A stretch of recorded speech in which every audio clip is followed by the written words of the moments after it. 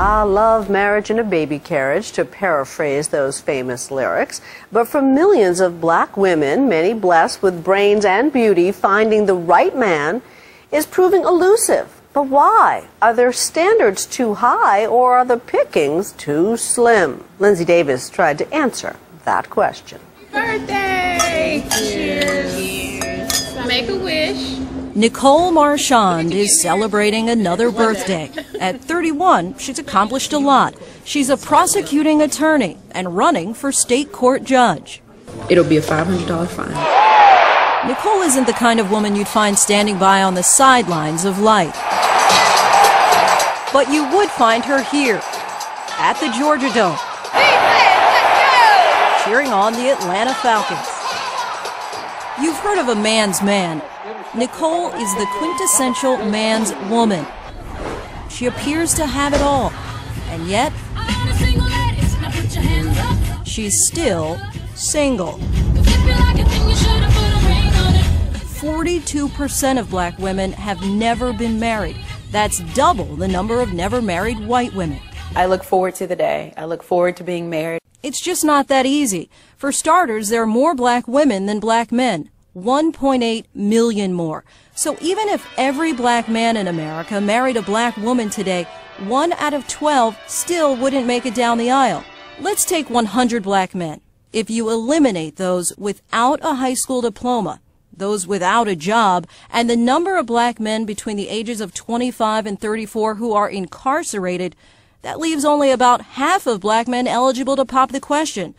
Nicole sees the problem every day.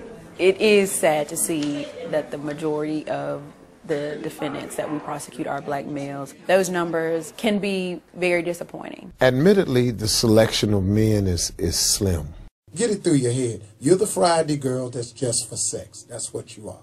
We broached this serious dilemma with comedian turned relationship guru Steve Harvey, author of the book Act Like a Lady, Think Like a Man. There are still a lot of good men out there who are being overlooked. Harvey says black women don't have to settle, but may need to compromise. You a corporate exec? Does he have to be a corporate exec? You make $150,000 a year. He has to make $150,000 or above? That's your requirement? If your requirement sheet is ridiculous, you have to look at it. What we looked at were the large numbers of professional black women who groomed themselves for success with BAs, MDs, and JDs. 70% of them are still without the more elusive title, MRS. I would be lying if I said that I don't have fleeting thoughts of, okay, I'm 32, my clock is ticking. The tick-tock of the biological clock is getting louder for several of Nicole's single friends. Meet Chateau Waters. She's a 32-year-old high school counselor pursuing a doctorate degree in psychology. We have this thing called the black girl curse. A lot of our white friends are married by 25, like happily married. Kids by 27, and we're like, what is the deal with the BGs? You know, and it's the black girls. Jaqueen Ashford is a chemist for a pharmaceutical company. Now that she's 34, she's lowered the bar when it comes to height requirements. I don't have a certain criteria, like if you're not 6'5", and I used to, but then as I got older, I said, okay, well maybe if you're 6'3", 6'2", 6'1", okay, maybe we could see eye to eye. I kind of have certain standards that I hold myself to, and I don't feel like I should have to settle on those for the sake of having somebody. I'm willing to wait. Like many black men, she's also open to dating outside her race. In fact, in the past decade, the number of black women entering interracial marriage has more than doubled. In fact, last night, was at a restaurant, had a great conversation with this Caucasian gentleman. I mean, we were vibing, we were clicking. I'm thinking, he's gonna ask for my number. White men never ask for my number. And he was like, all right, well, great conversation, you know, maybe I'll see you around. I was thinking, what happened? Asked for his.